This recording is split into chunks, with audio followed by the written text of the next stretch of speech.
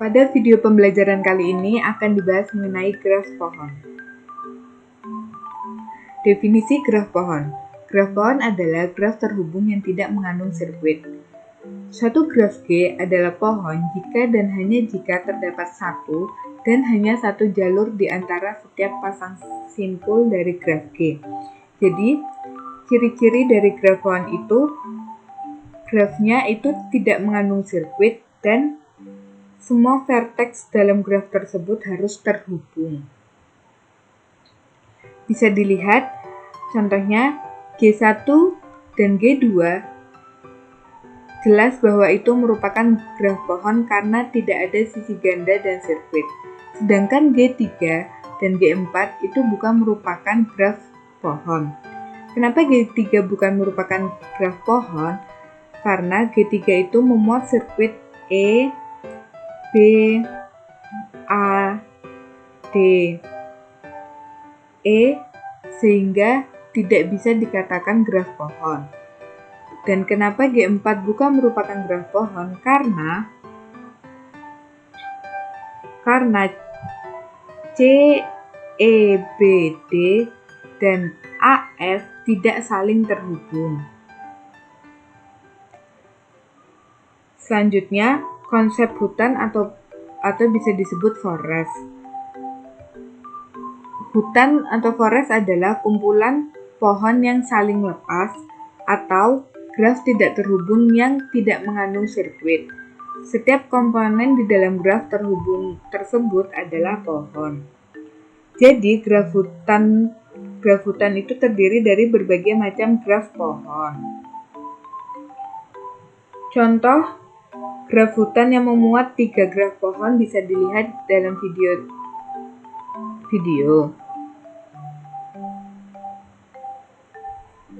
Sifat-sifat pohon. Teorema misalkan G kapital sama dengan V, E, di mana V adalah vertex dan E adalah edges atau himpunan sisi.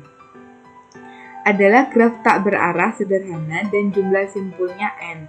Maka semua pernyataan di bawah ini adalah ekivalen. Yang pertama, G adalah pohon.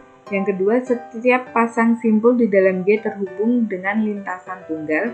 Yang ketiga, G terhubung dan memiliki M sama dengan N kurangi 1 buah sisi. Yang keempat, G tidak mengandung sirkuit dan memiliki M sama dengan N kurangi 1 buah sisi. Yang kelima, G tidak mengandung sirkuit dan penambahan satu sisi pada graf akan membuat hanya satu sirkuit. Yang keenam, G terhubung dan semua sisinya adalah jembatan. Jumlah simpul dinotasikan di poin 3 yaitu G terhubung dan memiliki M sama dengan N kurangi 1 buah sisi. Di mana jumlah sisi total dari sebuah pohon adalah jumlah total simpul yang mana M sama dengan N-1 buah sisi. Dimisalkan, jika simpul ada 4, maka jumlah sisinya ada 3. Konsep berikutnya yaitu pohon merentang atau disebut juga spanning tree. Subgraf atau bagian kecil dari satu graf pohon yang ditarik luar dari graf utuhnya. Contoh, di dalam video terdapat 5 graf di mana G merupakan graf lengkap dengan selanjutnya di sebelahnya ada 4 buah pohon merentangnya, yaitu T1, T2, T3, dan T4.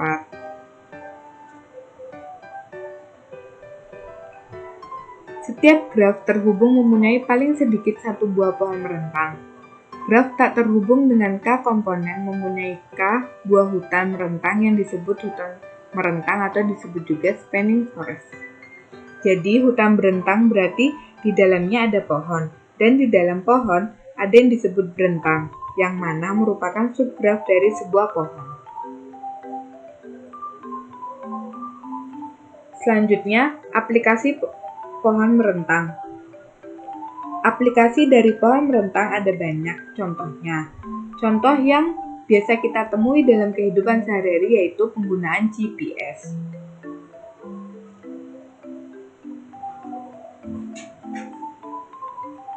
Pohon merentang minimum. Selanjutnya, di konsep pohon merentang terdapat pohon merentang minimum. Di dalam GPS kita bisa mengetahui rute jalan, sehingga GPS tersebut mencari rute yang efektif dan efisien. Di dalam konsep pohon merentang minimum terdapat dua algoritma yang sering digunakan, yaitu algoritma Prim dan Kruskal.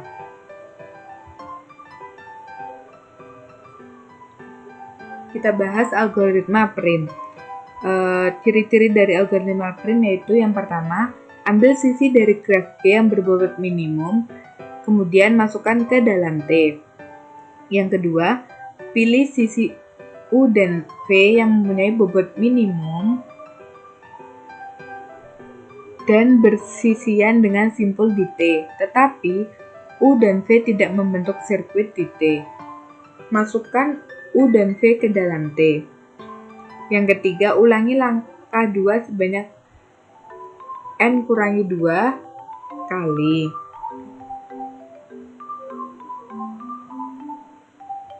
Contoh, bisa dilihat di video terdapat satu graf. Di dalam graf tersebut ada 9 vertex yaitu A, B, H, I, C, G, F, D, dan E. Kemudian ada 14 sisi yaitu ini 1, 2, 3, 4, 5, 6, 7, 8, 9, 10, 11, 12, 13, 14, yaitu 14 sisi. Yang diberikan bobot di setiap sisinya. Bobotnya 8, sisi B dan C 8, C dan D 7. Bisa dilihat ini langkah pertama yaitu H, G itu bobotnya 1.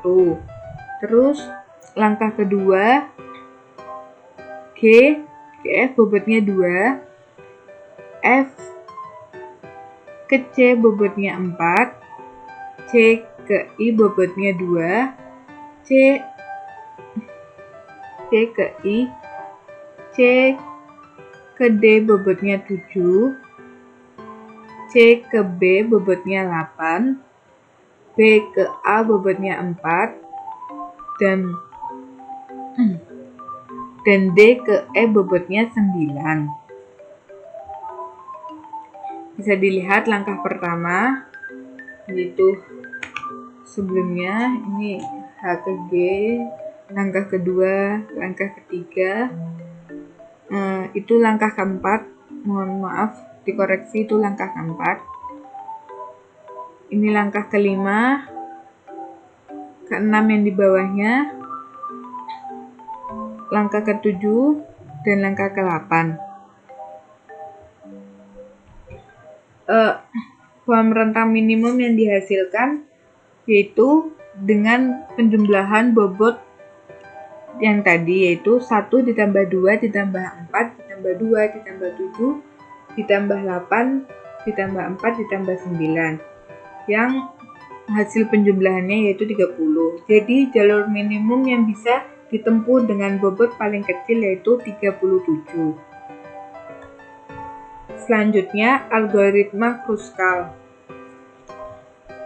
Algoritma Kruskal yaitu ciri-cirinya sisi-sisi dari graf sudah diurut menaik berdasarkan bobotnya, dari bobot kecil ke bobot besar. Yang pertama, T masih kosong. Yang kedua, pilih sisi U dan F dengan bobot minimum yang tidak membentuk sirkuit di T. Tambahkan U dan V ke dalam T. Yang ketiga, ulangi langkah 2 sebanyak N-1 kali. Contoh, bisa dilihat contoh di video. Sisi yang memiliki bobot yang paling rendah diletakkan di posisi paling atas. Di sini bobot yang paling rendah yaitu 5, itu diletakkan di langkah pertama yaitu E ke C. Habis itu setelah 5 ada 10, yaitu A ke B. Setelah 10 ada 11, yaitu D ke E. Setelah itu 12, C ke F. Setelah itu 13, B ke E. Bisa dilihat bobot paling besar itu diletakkan paling bawah. Bisa dilihat ini. Bisa dilihat. Terus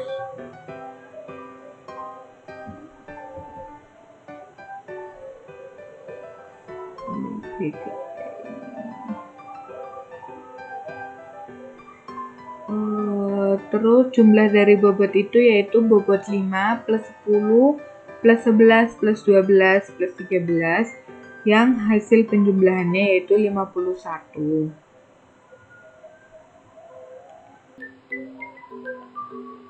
Selanjutnya, pohon berakar atau disebut rooted tree. Dari berbagai penggunaan graf pohon, suatu titik di graf pohon tersebut dinamakan sebagai akar. Contoh, bisa dilihat di graf sebelah kiri adalah graf pohon. Dua graf pohon sebelahnya adalah graf pohon berakar yang menjadikan titik A dan titik C sebagai akarnya. Ini titik A dan titik C sebagai akarnya. Terminologi pada pohon berakar. Orang tua titik C adalah B. Ini orang tua titik C adalah B. Sedangkan anak dari titik G adalah H, I, dan J. Saudara dari titik H adalah titik I dan J. Pendahulu dari titik E, pendahulu dari titik E adalah titik C, titik B, dan titik A. Keturunan dari titik B adalah titik C, titik D, dan titik E. Titik internal dari graf berakar tersebut adalah A, B, C, G, H, J. Titik internalnya ini ya, A, B, C ini, G, H, J. Yang menjadi daunnya adalah D, E, F, K, I, L, dan M. Itu adalah daun dari pohon berakar. Selanjutnya, subgraf pohon berakar G adalah graf pohon berikut. Ini subgraf pohon berakar G seperti di gambar ini. Selanjutnya, pohon terurut. Pohon terurut yaitu pohon berakar yang urutan anak-anaknya penting. Itu di mana A, gambar A, dan gambar B adalah dua pohon terurut yang berbeda-beda. Bisa dilihat pohonnya 1, titik 1, titik 2, titik 3, dan titik 4. Ini bisa dilihat di gambar ini. Selanjutnya, pohon N-ari. Pohon berakar yang setiap simpul cabangnya mempunyai paling banyak N buah anak disebut pohon N-ari. Bisa dilihat gambar pohon N-arinya. Pohon N-ari dikatakan teratur atau penuh, full, jika setiap simpul cabangnya mempunyai tepat N anak. Contoh,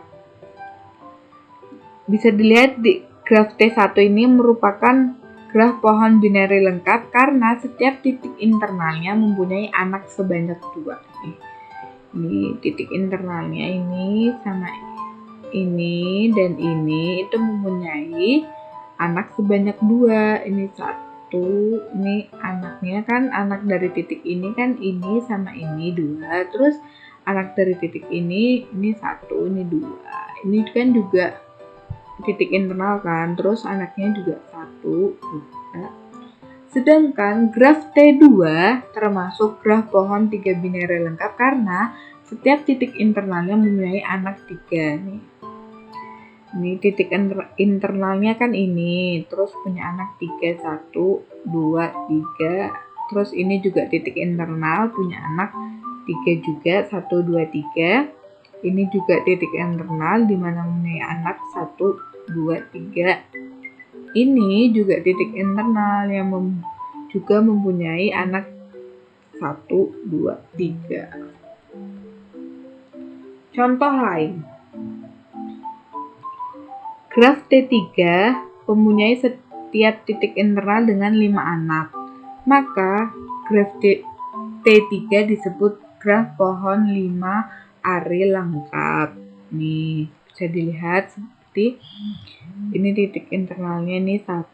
Ini 1. Ini titik internal punya anaknya 5. 1, 2, 3, 4, 5. Terus ini juga titik internalnya juga punya anak 5. Ini juga titik internal, terus juga punya anak 5 anak. Terus sedangkan di graf T4 bukan graf pohon N-ari.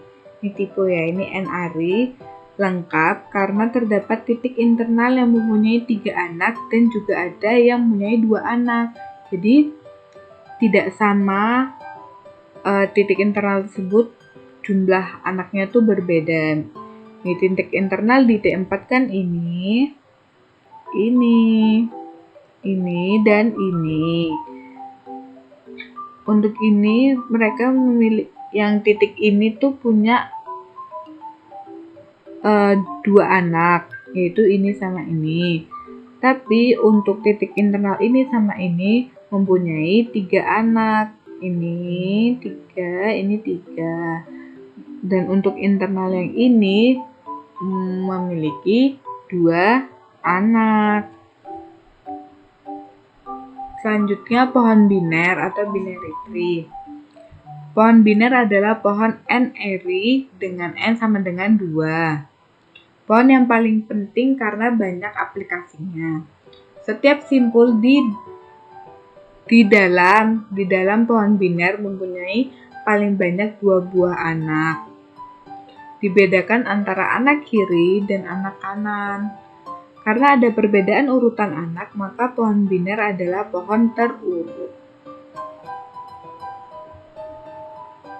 Ini contohnya nih, di gambar ini ada 2 buah pohon biner yang berbeda. Ini bisa dilihat. Terus contoh yang lain nih, pohon condong ke kiri, ini pohon condong ke kanan. Untuk gambar ini disebut pohon biner penuh. Selanjutnya pohon biner seimbang. Pada beberapa aplikasi diinginkan tinggi upah pohon kiri dan tinggi upah pohon kanan yang seimbang, yaitu berbeda maksimal 1. Bisa dilihat gambar A ini adalah pohon seimbang, sedangkan B yang ini bukan pohon seimbang.